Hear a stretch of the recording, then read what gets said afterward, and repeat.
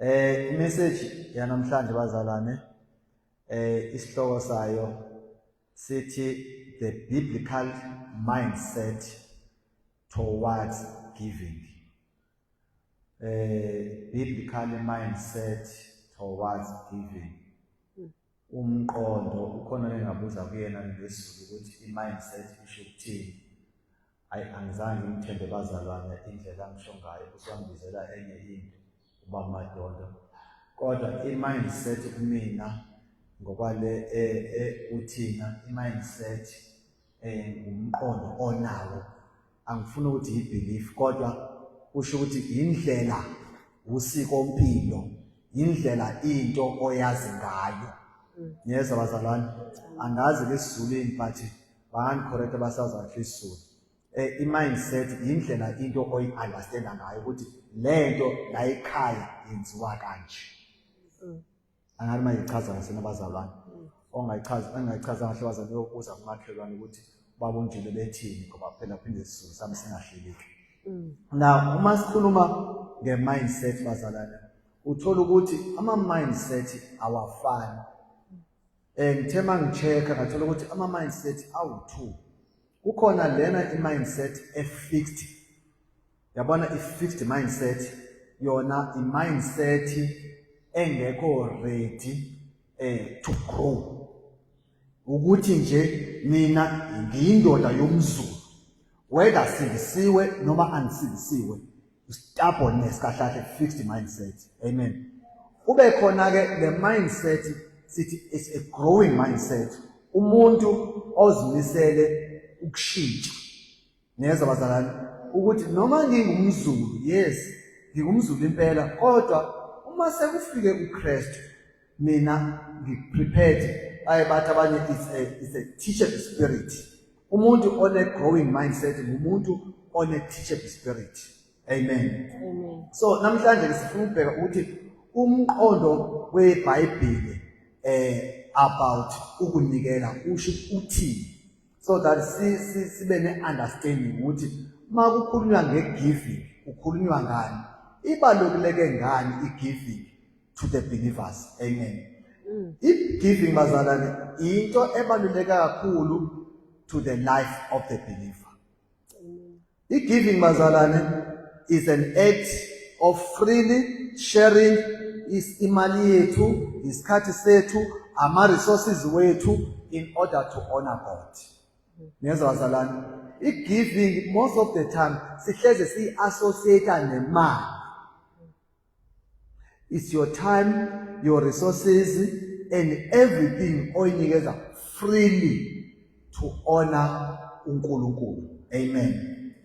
Ibalulekile i-giving because i-reflecta ukuthi uthando lethu kuNkulunkulu. Sizokhumbula bazalwane ukuthi i-giving involve uthando ne-sacrifice, angazi sacrifice isho ukuthini. Sizokhumbula ukuthi uNkulunkulu kuthiwa wancama nezonto le kusho ukuthi giving is a sacrifice. Nezonto bazalwane, and i-giving bazalwane sometimes you don't look uloku wena ongenakho naloku onakho, kodwa ubheka kwisimo onikela kusona. Amen. Before ngikhohle bazalwane, ngicela ukubonga kubo wonke abazalwane abakwazi ukusupporta umndeni wakaKhumalo ozala ubaba uKhwela during the time eshonele ngibaba wakhe. Siyabonga bazalwane ukuthi kuholi angibonge kakhulu to iminikelo uzavela kwenu. Kahle bekuyi-giving naliyana. Isikhathi senu is part of giving. Amen. Ungasithathi kancane isikhathi. Isikhathi is a part of giving. So i-giving bazalwane is an outside proof. Neza bazalwane iyona nto siyakhumbula mhlawumbe ukukhulunywa nge-faith kuthiwa is a confidence to unseen. Angezi order i-giving there is no way uba ungangayiboni i-giving. I-giving in a proof, in an exhibit. It's either isikhathi sakho zalana, it's either something of lokuzana immaterial or anything. I-giving is a proof of inner spirit maturity and sincere love. Niyeza bazalwane, giving injalo bazalwane. Now uma kule passage bazalwane sofundisa kuyo namhlanje, la uPaul ushare ukhuluma nebandla laseKorinte. uPaul ushare istory about ibandla laseMacedonia. Niyeza bazalwane, uyabaxoxela ukuthi ibandla laseMacedonia lenza kanje. Amen. So lana makusho bazalwane kuthiwa lana kwibandla laseMacedonia kwakukhona indlala. There was ilekuzana indawo yasePalestine apho ukhona ama different countries ke laphana. So kufika elibandla laseMacedonia endaweni ehluphekayo. Niyeza bazalwane, lifika la libona isidingo. Mase libona isidingo lebandla leli siyabona ukuthi no, kukhona esingakwenza la. Amen. So ibona ke bazalwane ukuthi yini abayenzayo. There was a great famine that struck the lands of Palestine, which many people were deprived. There was no food. There was a great drought bazalwane resultela ukuthi many Christians aseJerusalem babengenakudla, and there was instability. Nyazi bazalwane indawo mayihlupheka. Kubakhona iviolence, kubakhona yonke nje leyo case le, ema-political lokuzana, yonke lento le ibakhona. So uPaul ke lana uyasixoxela ke, uxoxela ibandla laseKorinte. Amen. Uyabaxoxela bazalwane. So la into esizoyibona la, sizobona bazalwane izinto mhlawumbe engizozicacisa la, izinto eziwu-2. I-attitude yabazalwane uma bebona isimo, sizobona ama-different attitudes uma bebona laba bantu ukuthi enzani bona. Niyeza bazalwane, bese sibona futhi ipoint lesibili, ama-results e-giving. Niyeza bazalwane, obhalayo abhale ukuthi there are 3 types of or kinds of attitude that we must have. Okokuqala, i-attitude yabo la, laba bantu abatshelwa ngamuntu, it was their own initiative. Niyeza bazalwane, i-attitude yokuqala loyo. Freely they decided upon themselves to support laba bantu base-Palestine freely. So lana is your own initiative. Ukubona umuntu mayezisusele yena into yakhe engatshelwa ngamuntu. Oqala le attitude yokuqala le. I-attitude yesibili sibona lana laba bantu banikela generously. Niyeza bazalwane, i-generous attitude. Yabona ke i-generous attitude baje umuntu o-generous akabheki nokuthi yini azoyithola in return. Umuntu o-generous bazalwane ngumuntu onikeza akabani noma nginakho lokhu anginakho lokhu. Umuntu o-generous lo. Okwesithathu la, we must give first unto the Lord. Laba bazalwane ba-decide ukuthi bazozinikela bona kuqala. Ngoba i-giving qala bazalwane idinga umuntu ozinikela yena kuqala before uNkulunkulu bazalwane akadingi lutho okushoda ngakho, udinga wena.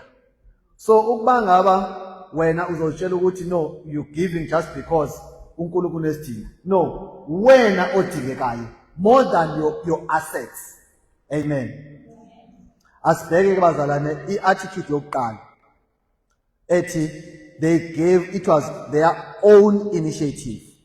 When you give with a willing heart, it is not about the amount, it is about the size which giving come from. Uma unikela bazalwane with your own initiative, akubhekwa even the size ye amount, but uNkulunkulu ubona inhliziyo. Niyeza bazalwane. So ngiyafisa ke ukubuyela kancane to isisimo to give you a picture yale ndawo lePalestine bayihlupheka kanjani. Uyabona la esizulwini mhlawumbe ayicacisi kahle. Ngicela uyifunda kahle la kwisizulu. And now, brothers, we want you to know about the grace that God has given the Macedonian churches. Out of the most severe trial, their overflowing joy, and their extreme poverty. Ngiyabona kwazalana kunomohluko phakathi kuko-poverty no-extreme poverty. Ukhona umohluko. Yabona abazalwane uma ungabona lo muntu okuthiwa ngu-extreme poverty. Mhlawumbe ngimchaze umuntu ongu-extreme poverty umuntu onjani.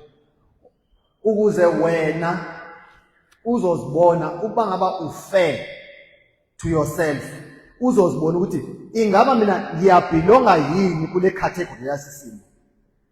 Abantu bazalwane that are going through extreme poverty. Umuntu ongenayo even indawo yokulala. Ulala emgaqweni.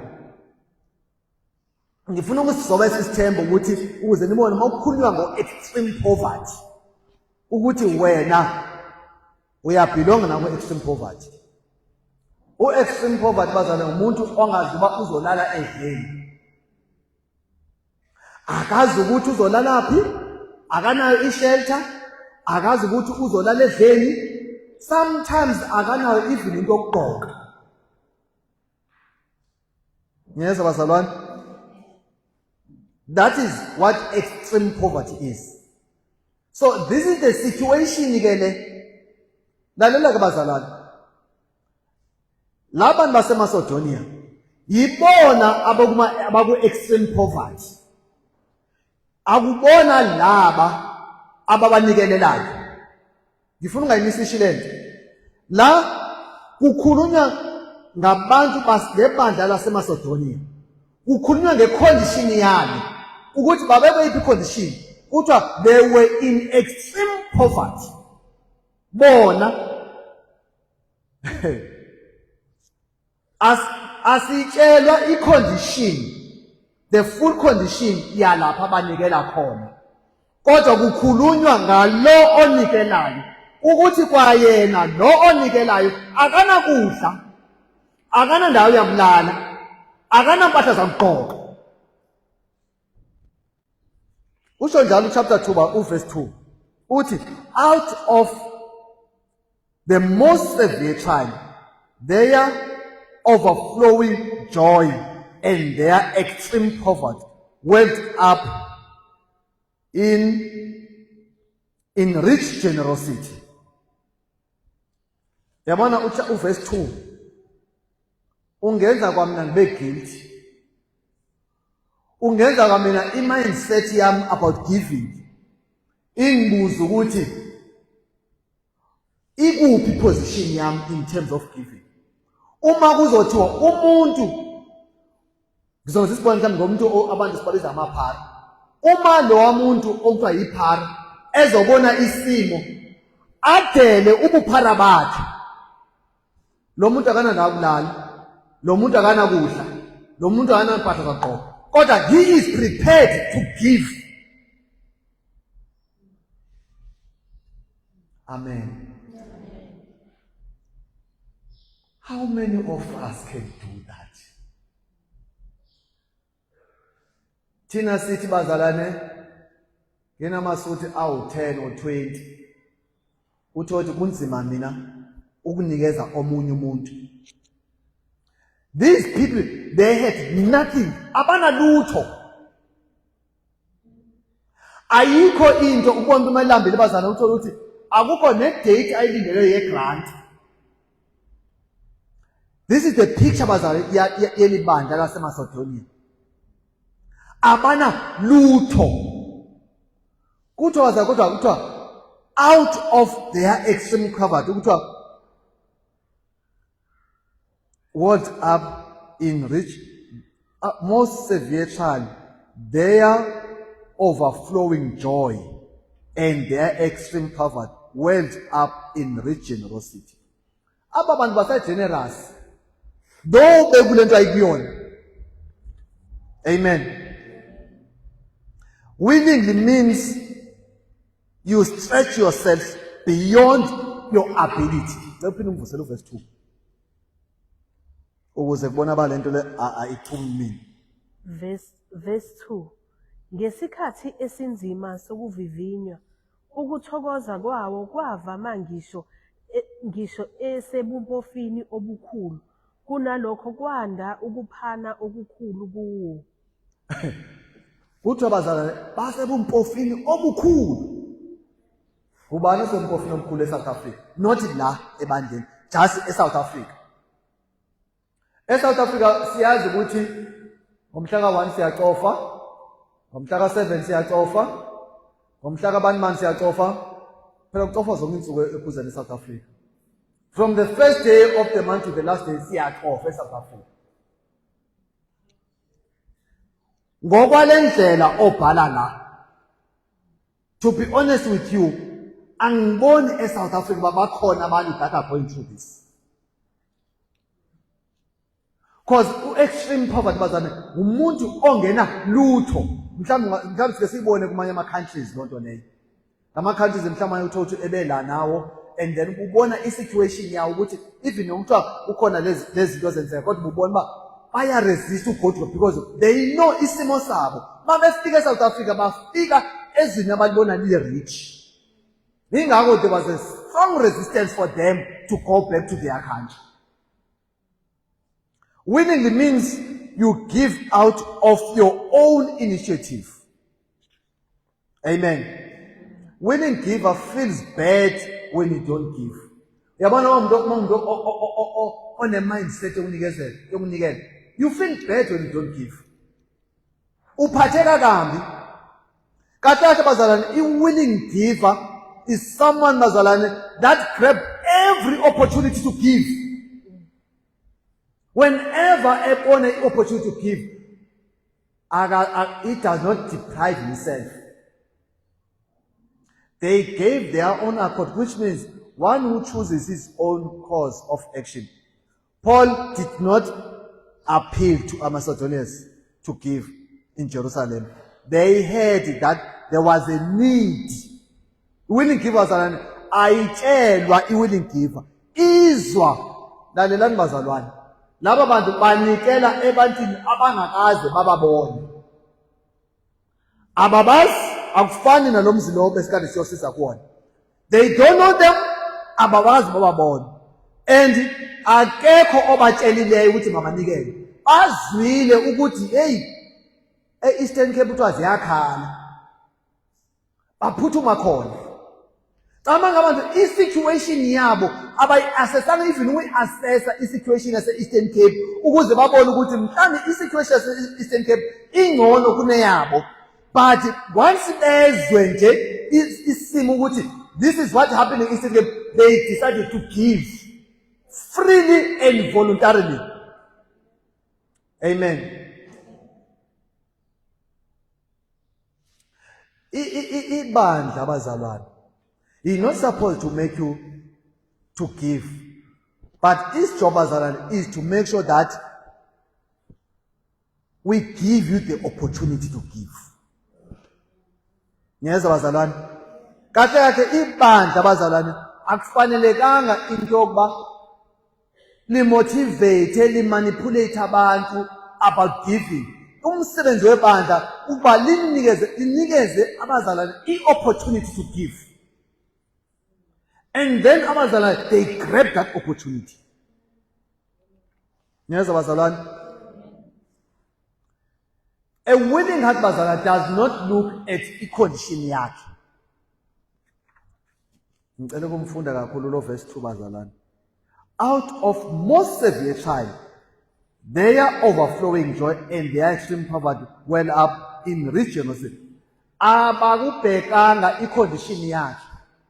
Willing givers akabheki ukuthi isimo sami sinjani.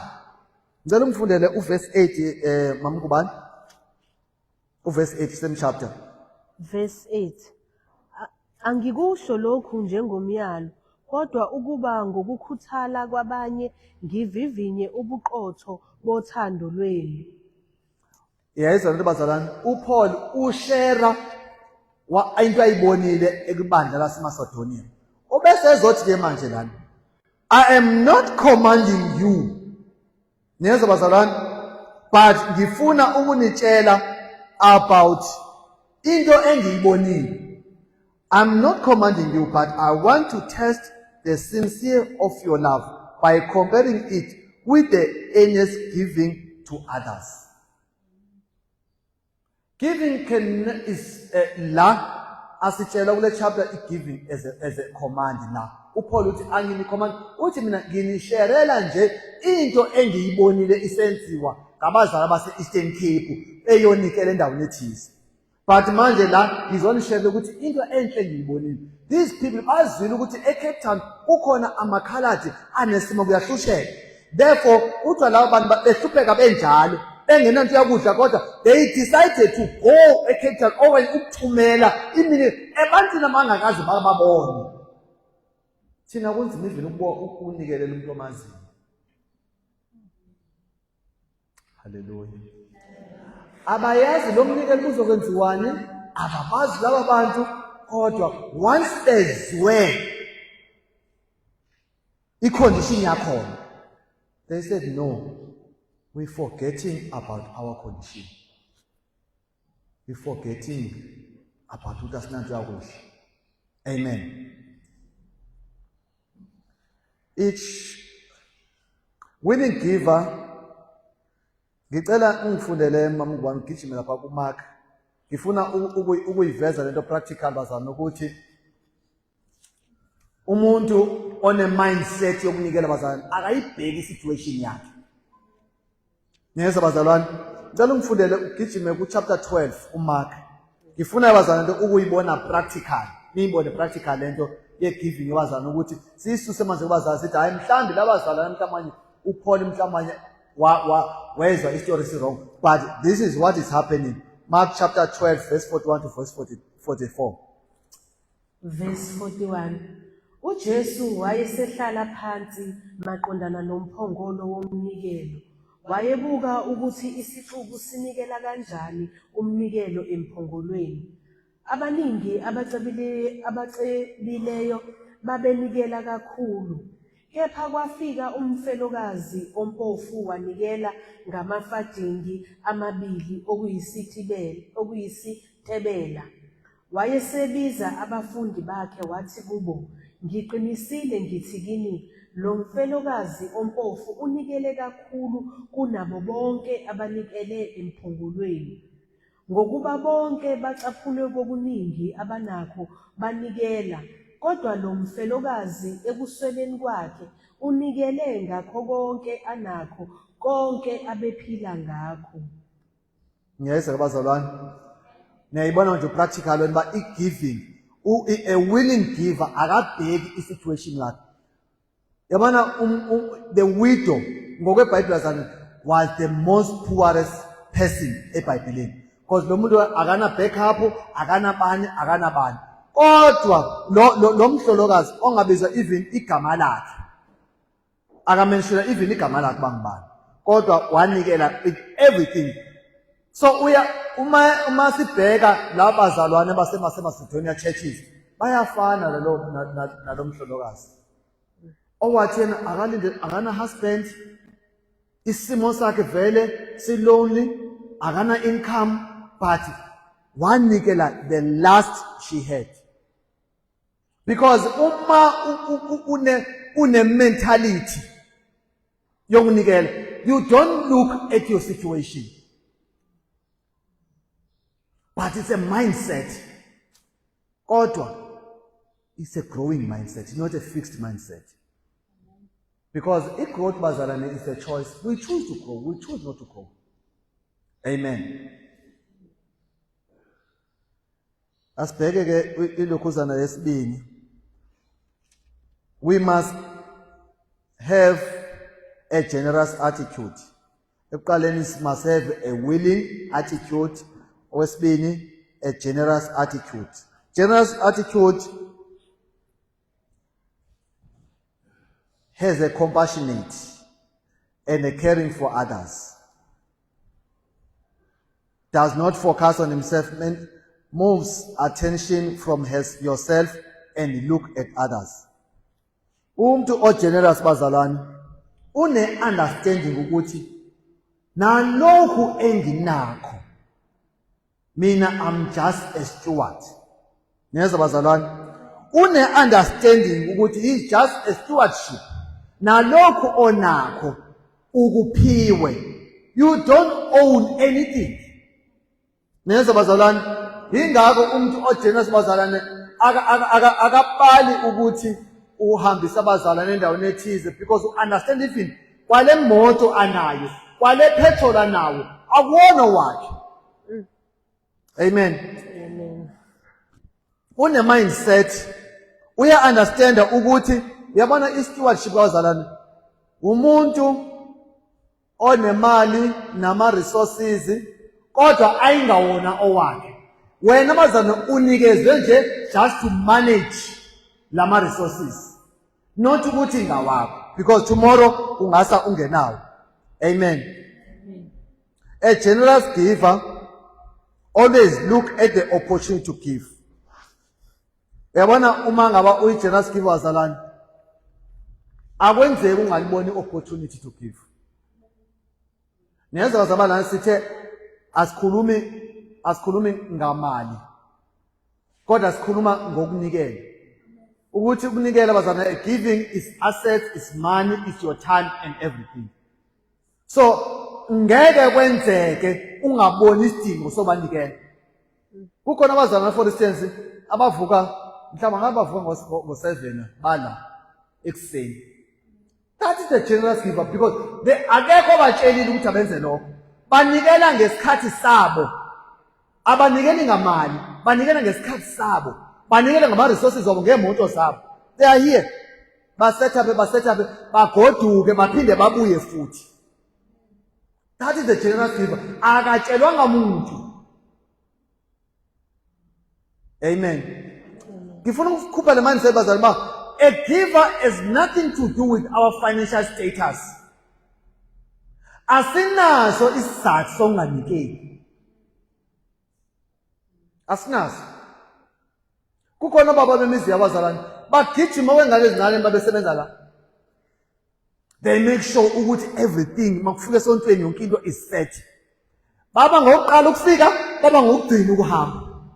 That is giving. Amen. Generous giving is not necessarily related to positive or bad circumstances. Akuna ukuthi isimo siya in favor neza bakuthiwa isimo laphana kuthiwa uchapter 2 uthi kwakungahlaleki. So ukuthi wena uzonikela only when things are convenient for you. Uthi uJohn 3 uthi wancama unyana wa. That means there was an inconvenience. If ever uzonikela because it's convenient for you, forget. Lo ovuka ekuseni ezela, it's not convenient ukuvuka ezela so set up. It's not. Ngifuna bazana uyibrusha out ukuthi ngokukhuluma ngegiving is not necessarily about money only. That is why ngistick abazalwane. Iya inconvenience uhleli nomndeni wakho isekuseni ngo7 isonto lingena ngo11 but fanele uvuke uzo set up uphinde futhi ugoduke futhi. So giving bazalwane is out of your convenience. Labo baculayo abafiki mase ngem11 la. Mhlawumbe bafika ngobo8 la. Ubazwele besithi we worship you my Lord. We are worthy to be praised. Ale. They are giving. That giving is worship. Is worshiping God. Yes, bazalwane. Giving is worship. As much as I worship these are the people only who worship. What did they do, bazalwane? Yeka worshiper per se. What they do is part of worship. But giving their time is also part of the worship. Giving is worshiping God. Your assets, your time, your resources, and everything, including your finances. Amen. Generous giving is not necessarily related to positive or bad circumstances. Prosecution, bazalana, did not hinder them. These people, bazalana, but izwe lakhona bazalana lalinokuxokozela, angazi persecution ukusho ukuthini ngesizulu. Kodwa there was instability. Kodwa bathi no instability okukhona, no kuxokozela okukhona ekhayeni in my family cannot stop me from giving. As long as uthi wena uzonikela when it's convenient, when the situations are favorable. That means giving will be impossible for you. Because by the way, emhlabeni azisoze zahlezi zikhona isituation which are favorable with us all the time. Amen. Giving, mazana, cannot be stopped by anything. They gave because their hearts were fully committed to Christ. Amen. There is nothing that can stop us from giving. Amen. Attitude yesithathu. You give yourself, verse 5. You give yourself unto the Lord first. Verse 5. Lokhu akubanga njengokuba sasilindele, kodwa azinikela wona kuqala enkosini nakithi ngentando kaNkulunkulu.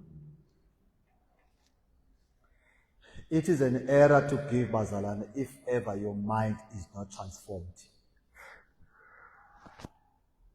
uNkulunkulu bazalwane kahle akadingi your money. Udinga wena qala before your money, before your assets, before your giving. Yes, bazalwane, they gave themselves to the Lord. The Lord does not want your money. Salvation, bazalwane, without transformation is incomplete. Ungalinge uzikhohlise ukuthi your money iyona ozoworshipha ngayo. Ungalinge utshele ukuthi hayi mina ngoba ngiyanikela but your mind is not transformed.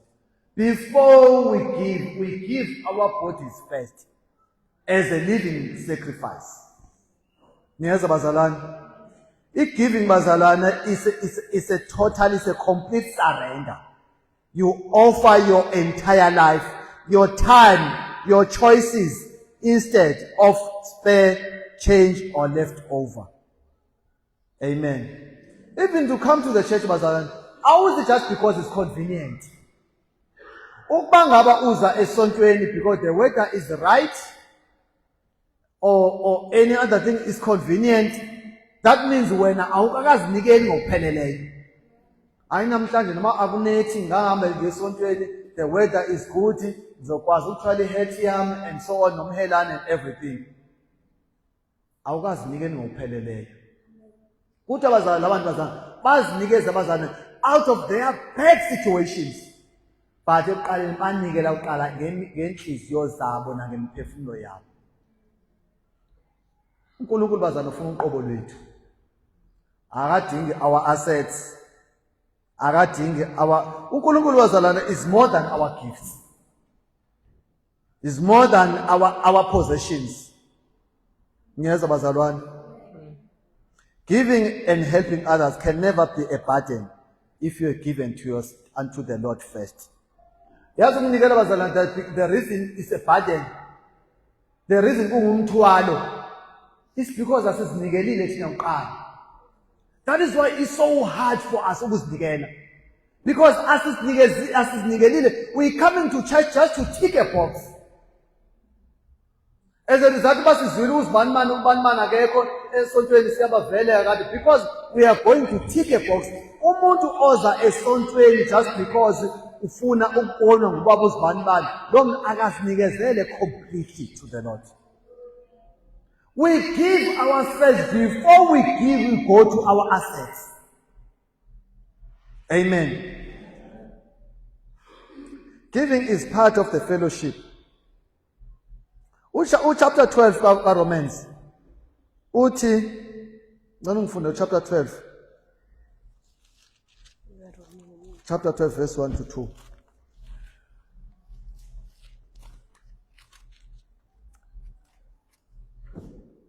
Romans chapter 12 verse 1 to 2.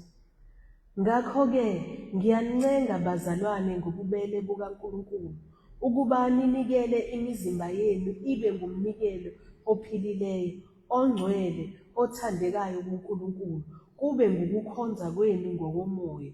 Ningalingisi lelizwe, kodwa niguqulwe isimo ngokwenziwa ibe yintsha ingqondo yenu, ukuze nikwazi ukuhlolisisa okuyintando kaNkulunkulu, okuhle, okuthandekayo, nokupheleleyo.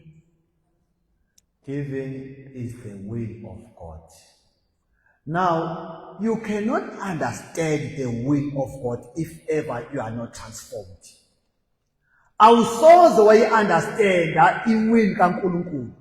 If ever usebenza emaphoyiseni, awusoze wayi-understanda i-mandate yasemaphoyiseni. The first thing is to be the child of God in order to understand the mandate kaNkulunkulu. Giving is a will of God. Akuyona i-will yase-SDF, akuyona i-will yabefundisi, but it is a will of God. But you do only a will of God if ever your mind has been transformed, you have given yourself unto the Lord. Amen. Awukwazi ukwenza intando kaNkulunkulu ungazingela wona. Awukwazi ukuthi mayenzeke intando yakho bawo. You give yourself. Once uzinikele wena bazalwane, you will forget about 10% because even nalo 97% othi ngowakho, kwawona it belongs to that the whole 100%. It belongs to God. Njengoba wena sowusithi u10%, ubani wena othe wena unathi 90%? U90% belongs to you. No, everything belongs to the Lord.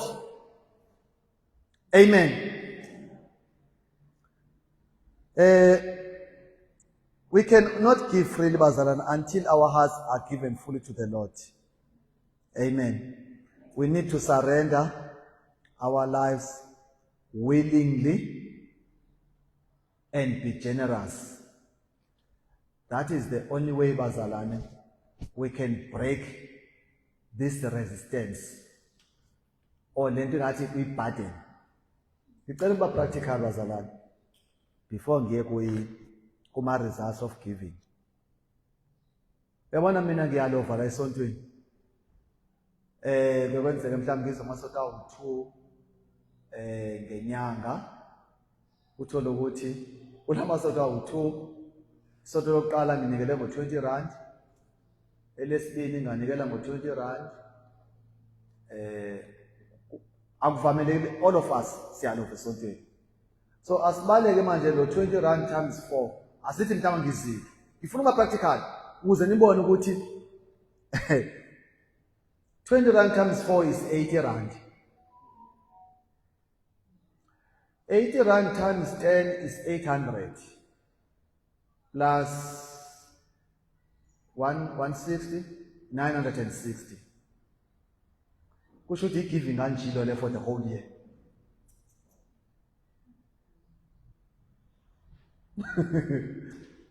Uba mhlawumbe kwenzekile ngashaya because nalo R20 ngikhoshonga uba ngiyawunikela. Sometimes zoshaya ngishaya u10. So uma kwenzekile ngashaya u10, mhlawumbe ngenza umzekelo babe u4, usho ukuthi u40 ngenyanga.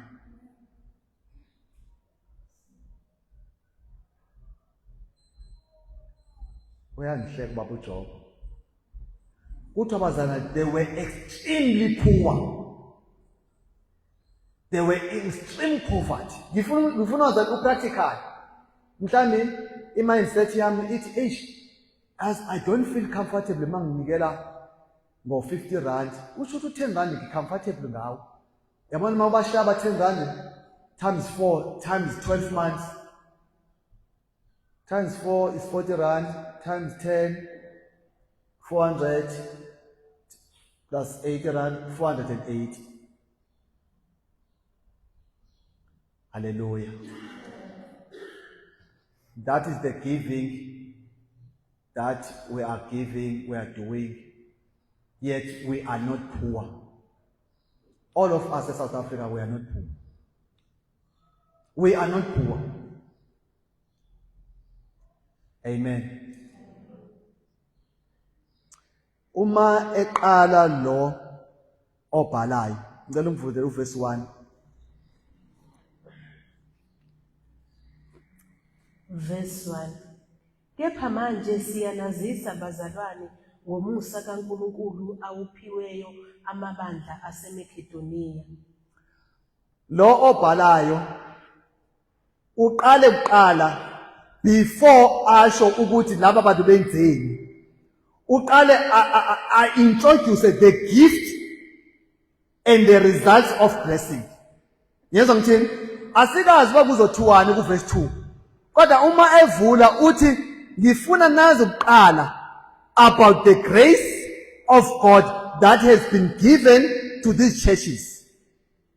Uyezwa into leba asikatshela ukuthi yini abayenzile. Usitshela phela uqala sitshele ngeresults abese sitshela ukuthi what they have done. Yes, giving comes with grace of God. Yes, there is no way that you can miss the grace of God if ever you are a faithful, willingly giver. Here it is here. It angintshela ukuthi why this maybe uzobona mhlawumbe umthulu ene grace kaNkulunkulu phambi kwakho ubese uzibuza ukuthi why this man ene grace kaNkulunkulu phezu kwakhe niyize sithi nangu uyatsho lento uthi let me just tell you mhlawumbe umthulu uzotsho yena uthi let me just tell you ngiyabona wena babunjilo uyamangala why ngine grace kaNkulunkulu phezu kwami let me just tell you uverse 2 uzongipointa uverse 2 uthi I gave true out of my extreme poverty. This is what it means. Amen. Uthi, now believe, brothers, we want you to know what the grace that God has given. Akuthiwa what the grace of God will give. There is this grace of God that you have been given out of this sacrifice that you have done. Hallelujah. Giving comes with grace of God. If you don't want to miss the grace of God, don't miss the opportunity to give. Oh, hallelujah. Amen. Never miss the opportunity to give. Verse 3, ngicela ungifundele uverse 3. Mama ngubani? Ngokuba ngingafakaza ukuthi anikela engaphoqiwe ngokwamandla awo nangaphezulu kwamandla awo. For I testify that they gave as much as they were able, they even beyond their ability. Hallelujah. Amen. Verse 2 uthi, out of the most severe trial, their overflowing joy. Niyeza bazalwane? Giving comes with joy. Hallelujah. Amen. Giving is worship. It is a privilege, bazalwane, to act born out of love. Willingness, sacrifice, not from command. The Lord does not need anything from His creation, but He blesses us with the opportunity to participate in the kingdom of God, giving back a portion of what He has first given to us. Yes, abazalwane. True and sincere giving comes from a heart full of love, providing that you do not need to be rich to give. Awudingeki ukuthi ube rich in order to give. Amen. When it's come to giving, bazalwane, we must ignore all possible excuses. Sinama excuses amaningi 1,000. I'm paying bills. Whose bills? I'm paying school fees. Whose school fees? To make you seek the kingdom of God first. Yes, wazalwane. All these things, if you can seek the kingdom of God. But now, this kingdom of God wazalwane, is so broad. We seek the kingdom of God in all aspects. In giving, in worship, in prayer. Yes, wazalwane. Because how do we seek the kingdom of God? We seek the kingdom of God through prayers, through giving, through worship. Hallelujah. We must refuse to be left at an opportunity to give. Once we give ourselves unto the Lord, Bazalan, giving won't be a burden to us. Today I said, Bazalane, elizwi bazali lingiconfronte mina kuqala. Uma ukhulunywa ngomuntu who is extremely poor, or still he's giving. Hallelujah. Whatever we have, Bazalane, for us is just to manage. Akuyona yethu. We just need to be committed. uNkulunkulu usibona isidingo sakho. uNkulunkulu uyasazi isidingo sakho. Uyasazi isidingo sakho. uNkulunkulu uyasazi isidingo sakho bazalwane.